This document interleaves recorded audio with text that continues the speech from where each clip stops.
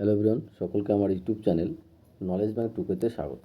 আজকে আমি তোমাদের ক্লাস 7-এর রায় মার্টিন অর্থাৎ প্রশ্নবিচিত্রার সেকেন্ড ইউনিট টেস্ট অর্থাৎ দ্বিতীয় পর্যায়ক্রমিক মূল্যায়নের পরিবেশ ও বিজ্ঞান থেকে 4 নম্বর যে স্কুলটা আছে, 4 নম্বর যে সেট দিনহাটা হাই স্কুল, এই স্কুলের যতগুলো কোশ্চেন আছে সমস্ত কোশ্চেনের অ্যান্সার আমি আজকের এই ভিডিওর মাধ্যমে আলোচনা করব। ওকে, তার আগে বলবো চ্যানেল নতুন থাকলে চ্যানেলটিকে সাবস্ক্রাইব করে নিও এবং তার সাথে সাথে পাশে থাকা বেল আইকনটি ক্লিক করে নিও, যেন পরের ভিডিও দিলে তোমরা সেই ভিডিওটার নোটিফিকেশন সঙ্গে সঙ্গে পেয়ে যাও। ভালো লাগলে অবশ্যই বন্ধুর সঙ্গে শেয়ার করবে এবং কমেন্ট করে জানাবে। ঠিক আছে, তোমাদের এই স্কুলে দুটো ভাগ আছে, একটা ফিজিক্যাল সায়েন্সের পার্ট আছে, একটা লাইফ সায়েন্সের পার্ট আছে। প্রথমে আমরা ফিজিক্যাল সায়েন্সের যে পার্টটা আছে সেটা নিয়ে আলোচনা করব। প্রথমে দেখো কোশ্চেন বলেছে যে সঠিক উত্তরটি নির্বাচন করে লেখো। প্রথম কোশ্চেন বলেছে যে সমতল আয়নার উপর লম্বভাবে কোনো আলোকরশ্মি আপতিত হলে প্রতিফলন কোণের মান হবে কত? অ্যান্সার হবে, সঠিক অ্যান্সার হবে অপশন ডি, 0 ডিগ্রি। ঠিক আছে, যে কোনো সমতলে আয়নার উপর লম্বভাবে কোনো আলোকরশ্মি আপতিত হলে প্রতিফলন কোণের মান হবে 0 ডিগ্রি। নেক্সট কোশ্চেন দেখো যে কোনো বস্তুর ছায়া সৃষ্টির কারণ কি? কোনো বস্তুর ছায়া সৃষ্টির কারণ হচ্ছে আলো সরলরৈখিক গতি, মানে আলো সরলরেখা বরাবর চলে, তাই কোনো বস্তুর ছায়া সৃষ্টি হয়। তারপরে আলোর অস্বচ্ছ মাধ্যম হচ্ছে লোহা। ঠিক আছে, অস্বচ্ছ মাধ্যম হচ্ছে যে মাধ্যমের মধ্যে আলো সহজে প্রবেশ করতে পারে না, সেটা হচ্ছে অস্বচ্ছ মাধ্যম। এখানে অ্যান্সার হবে অপশন সি, লোহা। তারপরে নেক্সট, যে উৎস ও পর্দার মধ্যেকার দ্রুত অপরিবর্তিত রেখে বস্তুকে পর্দা দিকে সরালে ছায়ার আকারটা কীরকম হবে? ছায়ার আকারটা কী হয়ে যাবে? ছোট হয়ে যাবে। অ্যান্সার হবে অপশন এ। তারপরে 5 নম্বর কোশ্চিন দেখো। 5 নম্বর কোশ্চেন বলেছে যে প্রদত্ত কোনটি চৌম্বক পদার্থ নয়? চৌম্বক পদার্থ নয় যে পদার্থগুলো চুম্বক দ্বারা আকৃষ্ট হয় না, সেগুলো হচ্ছে চৌম্বক পদার্থ নয়। তো এখানে কোনটা হবে? অ্যান্সার হবে অপশন বি, তামা। তাহলে প্রদত্ত কোনটি চৌম্বক পদার্থ নয়, সেটা হচ্ছে তামা। তারপরে কোশ্চেন দেখো, বলেছে যে একটি দণ্ডচুম্বকের দৈর্ঘ্য 5 সেমি হলে প্রদত্ত চৌম্বক দৈর্ঘ্যের মান কত হবে? ঠিক আছে, তো আমরা এটা জানি, আমরা কি জানি বলতো, যে একটা দণ্ডচুম্বকের দৈর্ঘ্য মানে চৌম্বক দৈর্ঘ্যের মান তোমার একটা দণ্ডচুম্বকের দৈর্ঘ্যের 0.86 গুণ। ঠিক আছে, তো এখানে দণ্ডচুম্বকের দৈর্ঘ্য দেওয়া আছে 5 সেমি, চৌম্বক দৈর্ঘ্যের মান হবে 5 গুণিত 0.86 সমান হচ্ছে 4.3। ঠিক আছে, তাহলে সঠিক অ্যান্সার হয়ে যাবে কী বলতো? অপশন বি, 4.3 সেমি। তারপরে নেক্সট কোশ্চেন দেখো। বলেছে যে প্রদত্ত কোনটি অন্যদের থেকে আলাদা? এখানে অ্যান্সার হবে ফিউজ তার। হিটার, ইস্ত্রি এবং বাল্ব এগুলোর থেকে যে আলাদা সেটা হচ্ছে ফিউজ তার। নেক্সট, যে প্রদত্ত কোন ক্ষেত্রে তড়িৎচুম্বক ব্যবহার করা হয় না? সেটা হচ্ছে এলইডি। ঠিক আছে, অ্যান্সার হবে অপশন এ, এলইডি। তারপরে যে একটি অপ্রচলিত পরিবেশ বান্ধব শক্তির উৎস হলো, একটি অপরিচালিত পরিবেশ বান্ধব শক্তির উৎস হচ্ছে অপশন এ, জৈব শক্তি। একটি অপরিচালিত পরিবেশ বান্ধব শক্তির উৎস সেটা হচ্ছে জৈব শক্তি। তারপরে নেক্সট 10 নম্বর, যে সবুজ উদ্ভিদ নিজেদের খাদ্য নিজেরা তৈরি করে, এই কাজে তারা কোন শক্তি কাজে লাগায়? সঠিক অ্যান্সার হবে অপশন ডি, সৌরশক্তি কাজে লাগায়। ঠিক আছে, এইগুলো আমাদের সঠিক উত্তরটি নির্বাচন করার অ্যান্সার। নেক্সট আমরা 2 দাগের কোশ্চেনগুলো আলোচনা করব। 2 দাগের কোশ্চেনগুলো কী বলেছে দেখো। 2 দাগের অ্যান্সারগুলো বলার আগে তোমাদের বলবো, চ্যানেল নতুন থাকলে চ্যানেলটিকে সাবস্ক্রাইব করে নিও এবং তার সাথে সাথে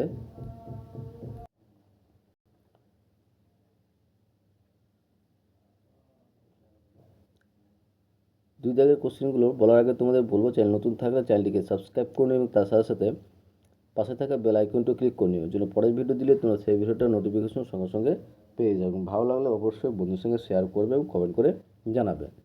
তো 2 এর ফার্স্ট যে কোশ্চেন আছে দেখো, প্রথম কোশ্চেন বলেছে যে তুমি আয়নার সামনে 200 মিটার দূরে দাঁড়িয়ে আছো, এবার তুমি আরও 50 সেমি দূরে সরে গেলে তোমার থেকে প্রতিবিম্বের দূরত্বটা কত হবে সেটা বের করতে বলেছে। তো প্রথমে আমরা যেটুকুটা আমরা সরে যাচ্ছি 50 সেমি, সেটাকে আমরা কি করব, প্রথমে মিটারে নিয়ে চলে আসবো। ঠিক আছে, তো আমরা কি যে দুটি আয়নার সামনে আমরা 2 সেমি দূরে দাঁড়িয়েছিলাম, আবার 50 সেমি দূরে গেলাম, তাহলে আয়না থেকে আমার দূরত্বটা, এর দূরত্বটা কত, প্রতিবিম্বের দূরত্ব কত? আয়না থেকে প্রতিবিম্বের দূরত্ব হবে কি 2 + 0.5, 50 সেমিকে মিটার করে নিয়েছি, 0.5 মিটার হয়ে যায়, যোগ করলে হচ্ছে কত, 2.5। আমার থেকে প্রতিবিম্বের দূরত্ব কত হবে, যে 2.5 + 2.5, এই দুটাকে বা 2 × 2.5 করলে আমরা পেয়ে যাবো। সঠিক যে অ্যান্সার হবে সেটা হচ্ছে 5 মিটার। ওকে, তারপর এখানে বলেছে যে একটি স্বপ্রভ আলোর উৎসের উদাহরণ দাও। সঠিক অ্যান্সার হবে সূর্য বা নক্ষত্র হতে পারে। ঠিক আছে, একটি স্বপ্রভ আলোক উৎসের উদাহরণ দাও, সেটা হচ্ছে সূর্য। তারপরে নেক্সট শূন্যস্থান পূরণ করো। কি বলছে, দুটি দণ্ডচুম্বকে দুটি এন মেরুকে কাছাকাছি আনলে তাদের মধ্যে ড্যাশ হয়। সঠিক অ্যান্সার হবে বিকর্ষণ হবে। দুটি দণ্ডচুম্বকের দুটি এন মেরুকে কাছাকাছি আনলে তাদের মধ্যে বিকর্ষণ হয়। ওকে, তারপরে নেক্সট যে কোনো বস্তু চুম্বক কিনা তা জানতে আকর্ষণ আর বিকর্ষণ কোনটি বেশি নির্ভরযোগ্য বলে তোমার মনে হয়? এখানে সঠিক অ্যান্সার হবে বিকর্ষণ। কোনো বস্তু চুম্বক না কিনা তা জানতে বিকর্ষণের সবথেকে বেশি নির্ভরযোগ্য বলে মনে হয়। নেক্সট কোশ্চিন বলেছে যে সত্য বা মিথ্যা লেখো। সুইচ অন করলে কোনো বর্তনী মুক্ত হয়। এটা কী হবে? মিথ্যা হবে। ঠিক আছে, তারপরে নেক্সট কোশ্চিন বলেছে যে ব্যাটারি বলতে কী বোঝো? ব্যাটারি কাকে বলে? আমি এখানে লিখেছি ব্যাটারি কাকে বলে। ব্যাটারির সংজ্ঞাটা দেখো। ব্যাটারির সংজ্ঞা হবে যে দুই বা তার বেশি তড়িৎ কোষকে যখন একসঙ্গে যুক্ত করা হয় তখন তাকেই ব্যাটারি বলা হয়। ঠিক আছে, দুটি বা তার বেশি, এটুকুটা ভালো করে দেখে নেবে যে দুই বা তার বেশি তড়িৎ কোষকে যখন একসঙ্গে যুক্ত করা হয় তখন তাকেই ব্যাটারি বলা হয়। তারপরে নেক্সট কোশ্চিন দেখো যে একটি জীবাশ্ম জ্বালানির উদাহরণ দাও। একটা জীবাশ্ম জ্বালানির উদাহরণ কী বলো? কয়লা, পেট্রোলিয়াম, প্রাকৃতিক গ্যাস। ঠিক আছে, তো এখানে একটাই উদাহরণ রয়েছে তাই আমি একটা কয়লা রেখেছি। তোমার প্রাকৃতিক গ্যাসও হতে পারে, পেট্রোলিয়ামও হতে পারে। ওকে, তারপরে ভেরি ভেরি ইম্পর্টেন্ট কোশ্চিন যে এলপিজির পুরো নাম কি? এলপিজির পুরো নাম হচ্ছে লিকুইফাইড পেট্রোলিয়াম গ্যাস। এটা হচ্ছে এলপিজির ফুল ফর্ম। তারপরে নেক্সট কোশ্চিন দেখো 3 দাগের 1 নম্বর কোশ্চিনটা তোমরা বই থেকে করে নেবে। 2 নম্বর কোশ্চিন বলেছে যে সমতল আয়নায় গঠিত প্রতিবিম্ব কমপক্ষে দুটি বৈশিষ্ট্য লেখো। ঠিক আছে, তো বৈশিষ্ট্য দেখো, সমতল আয়নায় গঠিত প্রতিবিম্ব কমপক্ষে দুটি বৈশিষ্ট্য। ফার্স্ট কোশ্চিন বলেছে যে সমতল আয়নায় গঠিত প্রতিবিম্ব কমপক্ষে দুটি বৈশিষ্ট্য লেখো। প্রথম যেটা হচ্ছে কি 1 নম্বর বৈশিষ্ট্য কি? প্রতিবিম্বটি সমশীর্ষ হবে অর্থাৎ সোজা হয়। 2 যে বস্তু আয়না থেকে যতটা সামনে থাকে প্রতিবিম্ব আয়না থেকে ঠিক ততটাই পিছনে গঠিত হয়। 3 নম্বর যে প্রতিবিম্বের পার্শ্ব পরিবর্তন ঘটে। এই ছিল তোমার বৈশিষ্ট্য। তারপরে 4 দাগের কোশ্চেনগুলো দেখো। 4 দাগের কোশ্চেন আমি আর এখান থেকে করছি। 4 দাগের ফার্স্ট কোশ্চেন দেখো, আর 4 দাগের কোশ্চেন অ্যান্সারগুলো বলার আগে তোমাদের বলবো চ্যানেল নতুন থাকলে চ্যানেলটিকে সাবস্ক্রাইব করুন এবং তার সাথে সাথে পাশে থাকা বেল আইকনটা ক্লিক করে নিও, যেন পরের ভিডিও দিলে তোমরা সেই ভিডিওটার নোটিফিকেশন সঙ্গে সঙ্গে পেয়ে যাও। ভালো লাগলে অবশ্যই বন্ধুর সঙ্গে শেয়ার করবে এবং কমেন্ট করে জানাবে। ঠিক আছে, তো 4-এর দেখো, 4-এর 1 নম্বর কোশ্চেন বলেছে যে প্রাকৃতিক চুম্বক ও তড়িৎ চুম্বকের মধ্যে মূল পার্থক্য কী? প্রাকৃতিক চুম্বক ও তড়িৎ চুম্বকের মূল পার্থক্য কী? আর 2 নম্বর কোশ্চেন বলেছে এদের মধ্যে কোনটি ব্যবহার সুবিধাজনক এবং কেন? তো পার্থক্য, প্রাকৃতিক চুম্বক তড়িৎ চুম্বকের মূল পার্থক্য হচ্ছে কি যে প্রাকৃতিক চুম্বকের চুম্বকত্ব স্থায়ী, নিয়ন্ত্রণ করা যায় না। অন্যদিকে তড়িৎ চুম্বকের চুম্বকত্ব অস্থায়ী, ঠিক আছে, এবং এর শক্তি বাড়ানো বা কমানো যায়। ঠিক আছে, এটা হচ্ছে মূল পার্থক্য। তাহলে সুবিধাজনক কোনটা বেশি এবং কেন? যে তড়িৎ চুম্বক ব্যবহার করা সবথেকে বেশি সুবিধা, দুটোর মধ্যে সবথেকে বেশি সুবিধাজনক হচ্ছে তড়িৎ চুম্বক ব্যবহার করা। তো তড়িৎ চুম্বক ব্যবহার করা সবথেকে বেশি সুবিধাজনক, কারণ এর মেরু বদলানো যায় কিন্তু প্রয়োজন মতো চুম্বক শক্তি নিয়ন্ত্রণ করা যায়। ঠিক আছে, তারপরে নেক্সট 2 নম্বর কোশ্চিন দেখো। 2 নম্বর কোশ্চিন বলেছে যে একটি লোহার টুকরোকে একটি শক্তিশালী চুম্বকের কাছে আনলে তার সাময়িকভাবে একটি চুম্বকের মতো আচরণ করে। একটি লোহার টুকরোকে একটি শক্তিশালী চুম্বকের কাছে আনলে তার সাময়িকভাবে একটি চুম্বকের মতো আচরণ করে। এটি চুম্বকের কোন ধর্মের জন্য হয়? আর তড়িৎ চুম্বকের শক্তি বৃদ্ধি দুটি উপায় লেখো।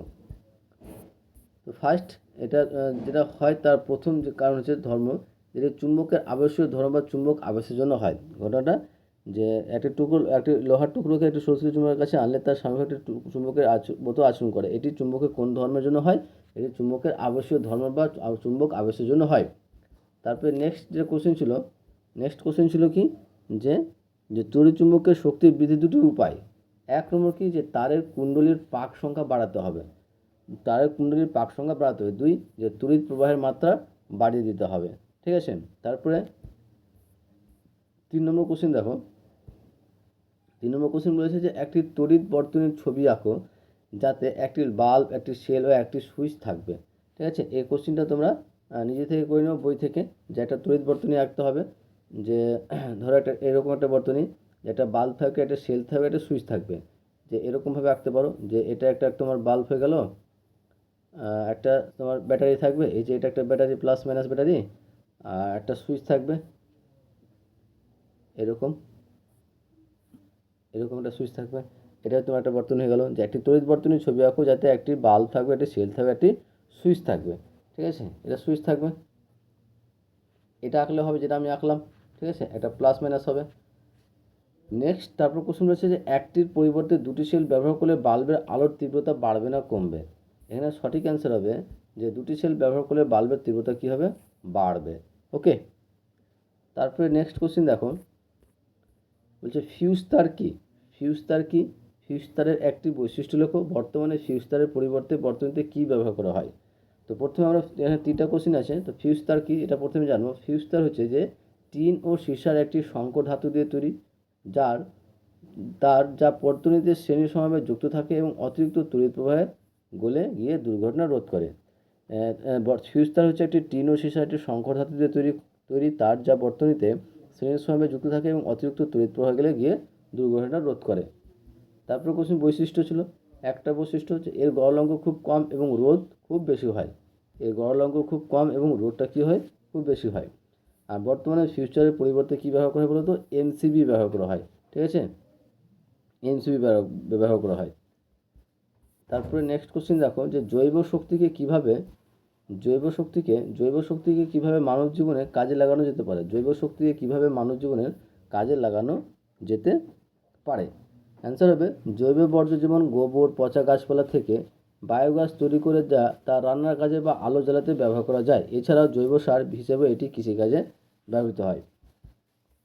নেক্সট 6 নম্বর বলছে যে বায়ু প্রবাহের শক্তি ব্যবহার ফলে কী কী সুবিধা পাওয়া যাবে।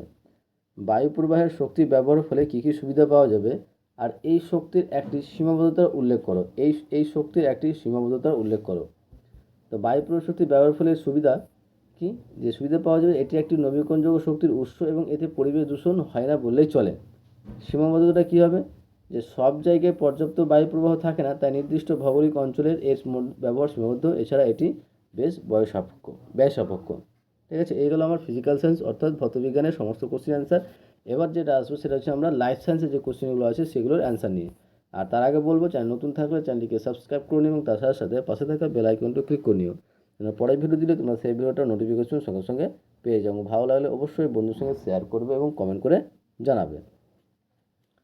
তো লাইফ সায়েন্সের ফার্স্ট বলেছে সঠিক উত্তরটি নির্বাচন করো। প্রথম যে কোশ্চেনটা বলেছে দেখো, প্রথম কোশ্চেন বলেছে যে তোমার যে পার্চমেন্ট হলো একটি কী হবে অ্যান্সার, অর্ধভেদ্য পর্দা। অ্যান্সার হবে অপশন সি, অর্ধভেদ্য পর্দা। 2 নম্বর যে কাণ্ডের উৎপত্তি হয় কোথা থেকে, ভ্রূণাক্ষ থেকে। অ্যান্সার হবে অপশন এ, ভ্রূণাক্ষ থেকে। তারপরে নিচের প্রশ্নগুলি একটি বাক্যে উত্তর দাও। ফার্স্ট, যে মূলের আগায় যে টুপির মতো অংশ থাকে কী বলা হয়, তাকে মূলোত্তর বলা হয়। মূলের আগার যে টুপির মতো অংশ থাকে তাকে মূলোত্তর বলে। নেক্সট, যে ফুলের কোন অংশ থেকে বীজ তৈরি হয়। ফুলের কোন অংশ থেকে বীজ তৈরি, অ্যান্সার হবে ডিম্বক থেকে। ফুলের কোন অংশ থেকে বীজ তৈরি হয়, সেটা হচ্ছে ডিম্বক থেকে। ওকে, তারপরে নেক্সট নিচের প্রশ্নগুলির উত্তর দাও। 1 নম্বর কী বলেছে, যে পরাগযোগের 3টি সমস্যা লেখো। যে পরাগযোগের 3টি সমস্যা। 1